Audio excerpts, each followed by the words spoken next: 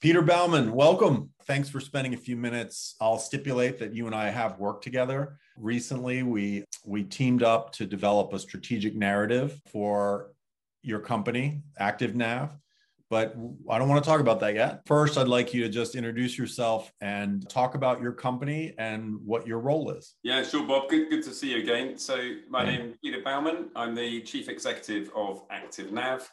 Obviously British origin, but I've been based in the US now, Northern Virginia for nearly 8 years. And we're a software company to enable customers to deal with this huge problem of too much data and specifically too much unstructured data. Unstructured data, for those who aren't in the know, is largely data that sits outside of databases. So all that stuff that we are creating and trying to review and then be inundated with every day, whether it's email, PowerPoint, Excel, about 2,500 different types of data. Let's say I'm a board member. I'm not a technical person, but I'm a board member of a significant company that makes heavy use of data of all types, maybe Fortune 500 or a large government agency. Why do I care about this? Why is this even a problem? Oh, yeah, this is a good question there, Bob. Thank you. You care on a number of fronts. The kind of more important drivers today, which are around risk, security. Here we're talking about in the advent of a breach. You don't want the hacker or the intruder, if you like, to find the wrong information. What I mean by the wrong information, if they find information that's core to your business activity, then that's bad news.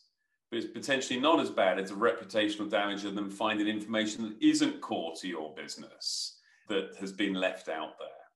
And so you should only be preserving the content and data that you need to preserve for the appropriate period of time. And so security risk, sensitivity of data is super important. You're going to care about the cost of all this data sloshing around, whether it's just good old cost of storage, which is less of a thing with cloud. However, cloud is extremely expensive when you want to draw the content back down.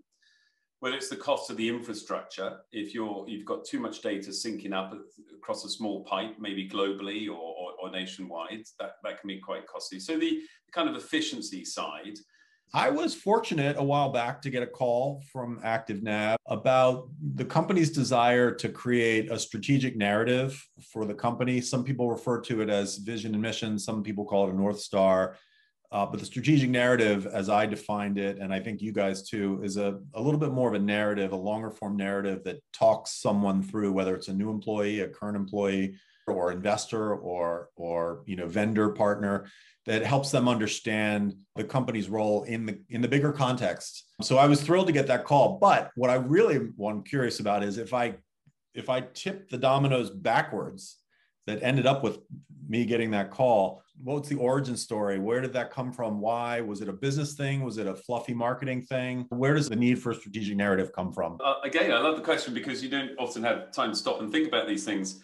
There wasn't like one thing, one person saying to us, hey, Peter, you really need a new North Star. In a way, it was a groundswell. It was a groundswell of lots of things that like took pitchforks and torches. What am I thinking here? The market changed a lot.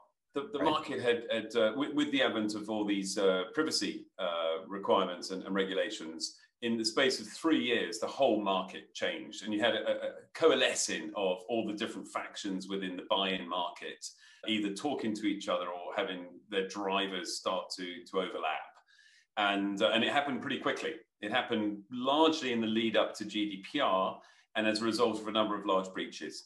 They kind of complicated our marketplace. It's quite a fragmented market, but it complicated the marketplace. And inevitably what happens is when you get a buzz, you get a lot of new entrants. So we also suddenly had a lot of new competitors who personally, I don't think really understand the market, but they were very well funded, trying to address privacy without really understanding that privacy is about all kinds of other things. And so there's confusion. There's confusion with customers, confusion with the analysts, the commentators, confusion with partners, everybody piling in. Existing incumbents like ourselves who had a certain slice of the market and plenty of others that had other slices of the market, and all with a little bit of overlap. It was difficult to cut through that noise, if you like, Bob. And when I say cut through the noise, both cut through the noise to our customers so they knew what it was we were trying to do for them, and then internally, so that we all had the same, parade. We're all pushing and driving on the same parade, and we're not going off in different parades. But it was certainly the moment it all reached an apex. We had to come together, and we had to establish a new, in our language, new North Star that we could all pull against, and we could also help our customers to determine what it was we were trying to do for them over a long period of time. Am I correct? This was not, hey, our customers need more detail on what we do. It was something bigger than that. Far bigger than that. It was a reason to believe. It was bigger than the reason to get out of bed on the Monday. It was the reason to go on the journey for a few years. Okay. And it's quite exciting. It's proved very valuable, very exciting for us, but it was very necessary. And in a way, it's only having gone through the whole process, we can now look back and say, wow, how were we doing it without that? Mm-hmm. And, often when you set a business up or you get involved in a new product or a new market, you put a lot of energy in, and you have the time to do some of this thinking. And maybe because of past experience, you say, that's what we're going to do. We're going to create new plastic bottles, and they're going to be more recyclable, cheaper, etc., or shippable or something. And then 5 years later, the market's all changed, and you don't always have that chance to stop and reset. And effectively, that's where we've been. A lot of our previous North Stars had been overtaken by events in the marketplace. Yeah. And so this was an opportunity for us to reset and give ourselves a minimum 5 year timeline. Got it. So what you said is, and the way you said it was interesting to me, because I think I have this phrase that I've used in the past called customer rediscovery. And people say, well, I know what customer discovery is. It's the thing that when you're a startup, everyone knows you're supposed to talk to 100 customers or prospects and find out what they really need, and then make sure that, that validate what you're doing. But then there is no equivalent level of effort to that 5 years later. It's just always sort of iterating on what we've done before. So I appreciate that you guys recognize that. I think that a lot of companies don't force themselves to take a step back, even if it's for a week or two, to do the work. Well, Bob, if I can, just to that point, if it does happen once you're up and running, it's because there's an event. There's something that's triggered the need to do a reset or a refocus. And arguably now, just in this conversation, looking back, there were events that triggered us to action it, if you like. Some of those were new product and moving to cloud. Massive shift in approach strategy. Some of it was what was going on in the market. If you're going into a funding round, you're going to have to get these things squared away and straightened out, and you're going to have to give your potential investors confidence that this is what you're trying to do, and this is why you're doing it, and this is the magnet that's pulling you there.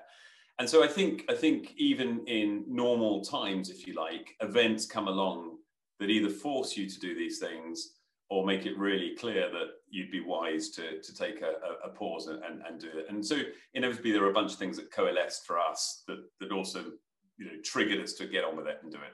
Can you just talk people through the process so they understand what's involved in something like this? I think there's some common stuff, and then there's some other stuff which is flavored to the individuals and the business, etc. I think the common stuff is largely driven by, first of all, an appreciation of what you're trying to get to and why. And then about who are the right people to bring in the room. And we probably spent, I don't know if it was a disproportionate amount of time, but we spent a lot of time thinking about who those right people were. We wanted to get representation across the group, and we needed representation that reflected both a really broad, holistic understanding of our business and the market and customers, etc., and partners, as well as representation maybe from people that didn't have that, but had very strong views. Mm-hmm. And you're trying to marry those two knowledge sets and experiences together so that everyone agrees ultimately that this is your North Star, this is your vision, that's why you're going there. One of my team has a wonderful saying he introduced into the business, which is disagree and commit, but don't disagree and leave the room. And so we had to do that, but we didn't want to do it through force. We wanted to do it through the journey, and hence bringing in a third-party expert, such as yourself, Bob, somebody that could guide us on that journey. One of the processes as the CEO, I think, not to be the dominant voice. You can do some lobbying around the meetings and in the meetings, but not just say it's this way and everybody needs to follow me now. How do we make that work? And so my own personal style and what I felt was appropriate for the business was I wanted the team to get there.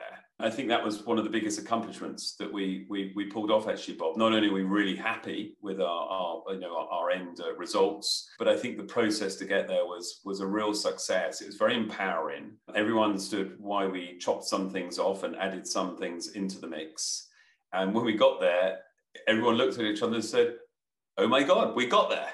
and that's continued. And since the 2-3 months since we kind of engaged with you, that's continued as we presented it to the broader company and the team. And having those people on side means that they support the story as you go wider. Does it then become a deliverable, an initiative, this strategic narrative or North Star that comes from a shared ownership place of the leadership team? Or is it, nope, this is the CEO's, ultimately the CEO has to own it? Or how do you think about that? Well, I think maybe it's different for different businesses. In our case, it became the group thing, and the CEO presented it. So in our case, the group came up with it. I literally didn't go into this session knowing what it was going to be. We knew we needed something, and we knew it was going to be really difficult because it could be so many different things, and the market was changing so fast around us. But at the end of the day, I wanted the team to agree. A bit of a consensus management approach, if you like. I wanted the team to agree because I felt anything less than that probably wouldn't work, given our history and where we were in the market and the business. But ultimately, then after that, it was the CEO to present it, that this is what we're doing, and we're not veering off it. So you're become the steward, the voice and face of it, right. So that everyone understands that this is important. That's critically right. important. Yeah. The mouthpiece and the steward. I think that's nice. Yeah. What did make you reach out to, it doesn't have to be me, but just say we need outside help? Because like I always think about what doesn't a company have that they need to get something done? What is the outside person going to add that the company can't do itself? Do you have a sense of how you would answer that one? I've been the guy that's often thrown rocks at, we don't need to bring a third party expert, and why are we going to waste our money doing that? Okay. And then I've been the guy sometimes that's too fast to say, I think we need to get somebody else in. This time it felt pretty natural. I knew it was going to be really hard to get team agreement. And I didn't actually know what the final agreement would look like. I knew I could paint a vision of what the box would look like, but I couldn't write the words in the box. And therefore I thought this is going to be really tough. And then we got some very strong characters. I wanted everybody on side. The best way to do that sometimes is to bring a third-party expert in. Sometimes you just need that expertise. You just need it.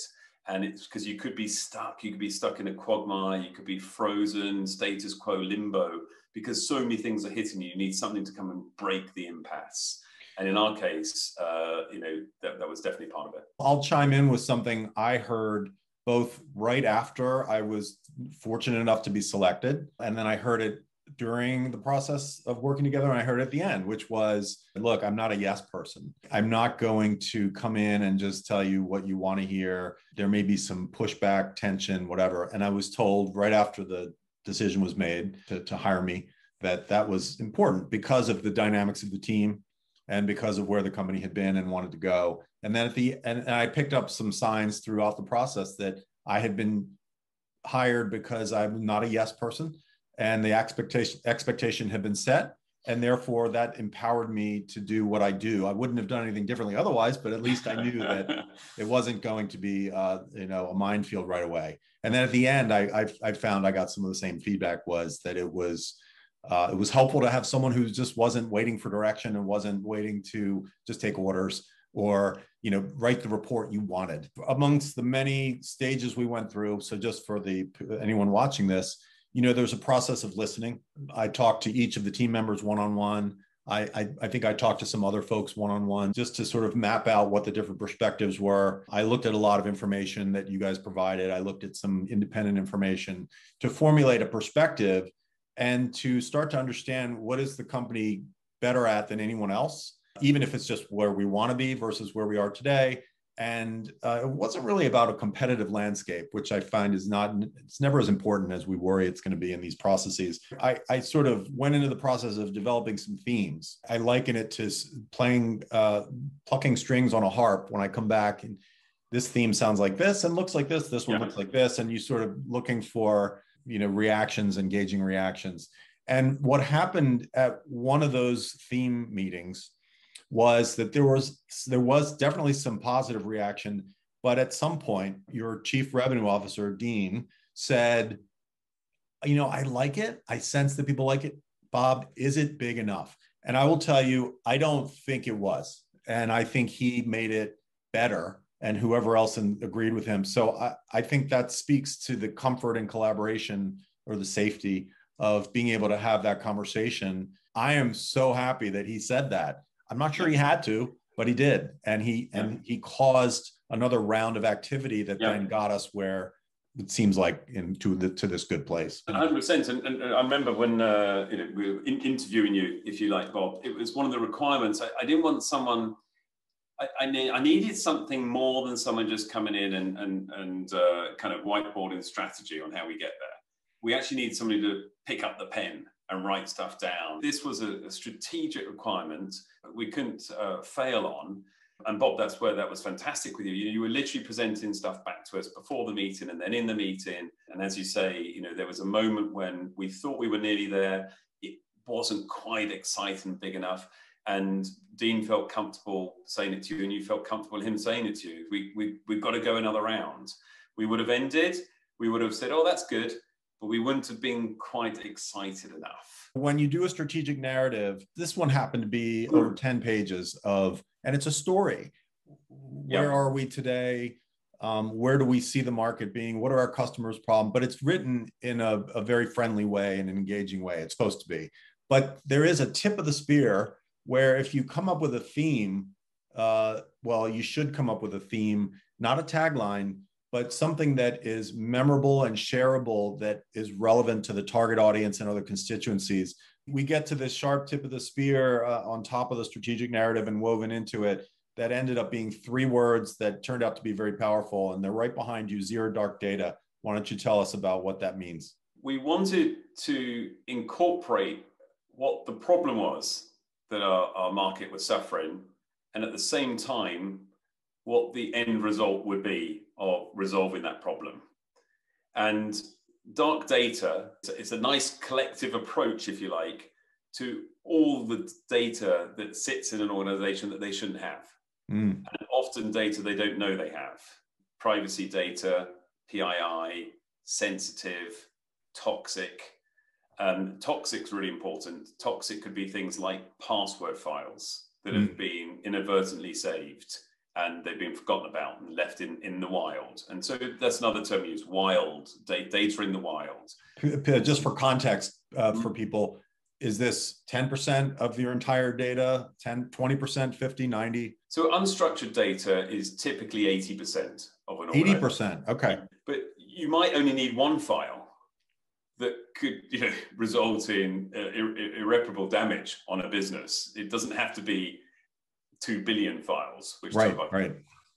But dark data is an all-encompassing term to describe all the information that you don't know about that's out there in your organization across your networks, and that you need to find, you need to control, you need to eradicate it, and ultimately take it down to zero. If you get your organization to a point of zero dark data, it's like a dream. It's like everything becomes beautiful, but nothing is thrown and shredded anymore. And so now we need a new system, a new way of addressing that.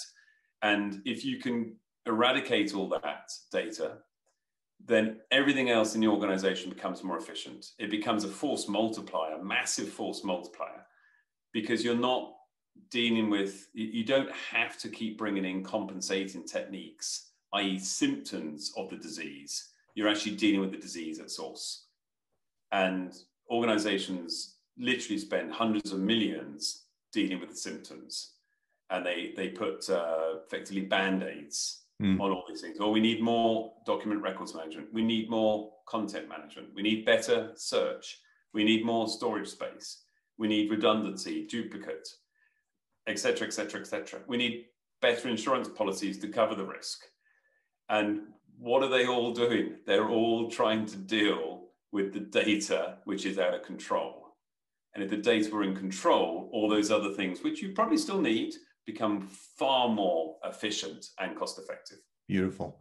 You guys started pretty early on before this was, I mean, I think it was a sort of agreed to, but not really launched. There were some instances where folks inside the company, perhaps you, but maybe others, were talking to customers and just floating the concept, maybe even an analyst or two or a reporter. Yeah. My recollection is that there was sort of an eyebrow raise moment that on the other side of the table that was a positive. Is that correct? Yeah, I'm not aware of any negatives, actually. You know, we had the benefit of spending a few weeks doing it. So by the time we got there, it was like, duh, zero dark data, what else would it be? But for people that never heard of it before, it's a bit of a slap around the face. It's like, whoa, what do you mean? And not so much because obviously we're talking to people that generally know the space, so they probably get what dark data is, but they can't envisage zero dark data. They just think it's the thing they have to suffer and deal with. Yeah. And so, you know, it's quite a heady concept to get your head around, but generally within the enterprise commercial space, it's been extremely well received. I know you announced it to your team internally in an all hands meeting. Did it have an impact there as well? Apparently so, yes. And then what we've also tried to do is start to find ways of implementing it through other parts of team structure, through meetings and groups, and right down to, for example, the development team, services team. What does it mean to you? How do you bring this to life? How does it affect your day job and your interaction with the market? I was reading in the Wall Street Journal an article about the gentleman, Hubert Joly, who joined Best Buy in 2012 at the height of the Best Buy will never survive Amazon, mania. And he did some of the things you would expect. He went around and walked the floors of the stores and listened, but he got some interesting feedback and prodding from the blue shirts, they're called, the people who work in the stores. And one of them was, when customers ask us why they should buy from us, we don't really know. His recognition quickly was, obviously, if the employees don't know, customers will never know why we're different and better. And so this same idea applies in the strategic narrative and the vision, which is to say that it becomes shelfware unless people embrace it inside the company and can internalize it. But what's clear from that article and other work I've done, and I think in your example, people want to know, and they want to be given, not handed a message to read, but they want to be given something that feels like a higher order impact. And when they do get that and it clicks, it really does put people on the same page, not because they're uttering it every 5 seconds and wearing the swag, but because they feel like everyone's, as you've put it, everyone's rowing in the same direction kind of thing. But the point remains, customers will never understand why a company's value proposition is unique unless the team can articulate it, unless you're Geico or Nike and you have $500 million a year to spend to tell the world directly what to think. It seems like the employees are becoming engaged in this effort to pick it up and internalize it. 100%, Bob. And you can dissect every role and function in any business, but in our software business, where it's the sales guy at the front and trying to bring the customer on with the vision, the excitement of this, and don't worry about your short-term project of you've got some M&A activity and you need to separate the data and you need to remove the toxic. That's just now. Think big. Think about the next 50 M&A, data separations, migration, the bringing in of new assets. That's where zero dark data comes in. All of those things come to play. If you're someone in finance, invoicing, or accounts payable, accounts receivable, why are you doing that every day? You're just doing a job. You're just churning bits of paper. But if you're doing it because you believe that you're on a journey and even your customers are there and that's why they're going on this journey with you and that's why you're processing, it's empowering. Yeah. And I don't want to overstate it, but it is still empowering. Imagine not having that. Oh my gosh, the drudgery of the day versus having it. And then finally in our business, the guys writing the code, you know, they're not at the coalface talking to customers every day. Right. They're literally locked away, and particularly in COVID, and just writing lines of code. We want them to write the smartest, the best code. We want them to be thinking differently. We want them to be thinking about what the end goal is that the customer's trying to get to as they write that line of code. And that's where this becomes such a valuable asset to the business. That's great to hear. Thinking about the audience of folks watching this, at least some of them will be people like you, founders, CEOs, entrepreneurs. So what advice would you give them about the need for a strategic narrative, the process, anything that you've learned that you think might help other people? If you don't feel comfortable with what you've got, then you probably need to do something about it. Now, does that refer to the starting point, or if you're halfway through and you don't love what you have? I think both. Yeah. I think either both. If your instinct is telling you it doesn't work, it doesn't feel right, it doesn't corral the team in the right direction, then you're almost certainly right. Yeah. And you need to deal with it. And whether it's a tweak because you're only a few degrees off, a reset, refresh, or whether it's a complete rethink, it almost doesn't matter. The point is your instinct's almost certainly right, and therefore it's hurting your business, and you need to get to it. And too many times in my career, I've put it off. Yes, yeah, someone else I spoke to in a similar situation to yours said it was something that had been bothering him for a while. And then he started to realize that when he heard other people describe his company, the company that they worked in, he would cringe. And he realized that the analogy was, it was sort of an invisible anchor holding them back when it really should be more of a sail catching the wind, the messaging and the strategic narrative. So I think the way you said it and the way he said it so far are my two favorite ways of saying what the challenge and the opportunity are of tackling this. So thank you. So I was in a meeting the other day it was sort of a roundtable with some technology founders and CEOs.